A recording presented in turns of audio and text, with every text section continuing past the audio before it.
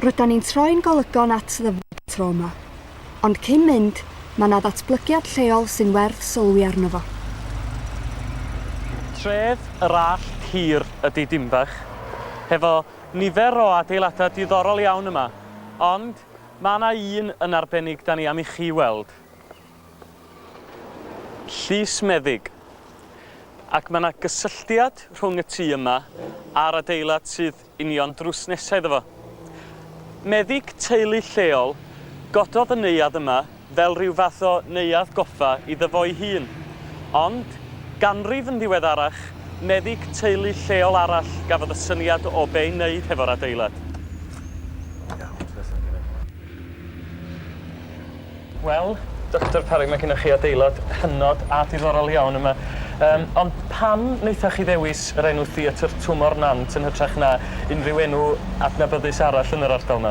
Wel, Twmor Nant, oherwydd bod Twmor Nant wedi eni ag yn yr ardal yma, ac ni'n meddwl bod enw Twmor Nant yn fwy addas i Theatr, felly bod yna ysgol wedi cael ei galw yma ar ei ôl, ond bod enw ar ôl Theatr, felly yn well ac yn fwy addas i'r dramodydd enwog.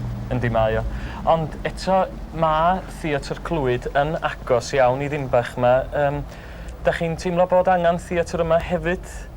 Wel, beth o'n i'n ffeindio oedd bod yna bobl yn cwyno bod yna waith trafeilio i wyddgrug sydd wedi 9 milltir a ffordd go anifyr i gyrraedd erbyn hanner i 7 i fatha. A hefyd bod yna ddim digon o weithgareddau Cymraeg ymlaen yno, falle ar gyfnodau. A wedyn, da ni'n teimlo bod yna angen Theatr gymuned yn Dinbych sydd efo talgylch Gymraeg iawn yn perthyn iddi felly. Bod pethau gweithgareddau Cymraeg, maen nhw'n cael eu cefnogi'n dda iawn. Mae bob noson yn llawn, so ddim problem gwerthu tocynnau. A da ni'n gobeithio bydd bethau'n cario ymlaen fel mae wedi bod y dyfodol felly. O, da iawn. So da ni am gael golwg ar y tu fewn rwan, gobeithio os gawn ni. Ia, mae Alun Owens y tu mewn, ysgrifennydd rhaglen Gymraeg, so chi draw ffordd yma i weld o.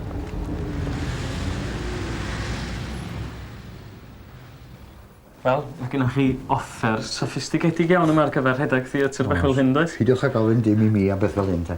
Cwbl o'n i ddim ar bwrdd goleuo ydi o, a bod o'n gweithio'n effeithiol. O, na fod, da iawn. Wel, chi wrth gwrs ydi trefnydd rhaglen y Theatr yma. Sut ydych chi'n mynd eich chwmpas i drefnu'r rhaglen ar gyfer Theatr fachdrefol fel hyn? Wel, mae gynnon ni bwyllgor sy'n gweithio hefo mi, ac da ni'n trio trefnu rhaglen digon amrywiol a diddorol bob blwyddyn. Mae yna gwmni perthyn i'r Theatr sy'n cyflwyno drama hir. Da ni'n gwahodd ato ni. Mae cwmni Awrythyn, Llwyndyrus, cwmni Eryri yn ymweld â ni bob blwyddyn. Edrych ymlaen mawr at ei dyfodiad nhw. Mae yna gwmnïau erbyn hyn, proffesiynol yn cynnwys ni'n i'r rhaglen, fel cwmni Ystwyth. Mae yna un ymweliad gan Theatr Cymru wedi bod.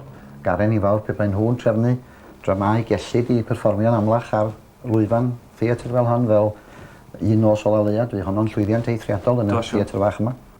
Am ryw reswm di'r Saeson ddim yn cefnogi'r Theatr cystal ar Cymru. Anodd gwybod pam mae mwy o lawer ohonyn nhw yn y dre.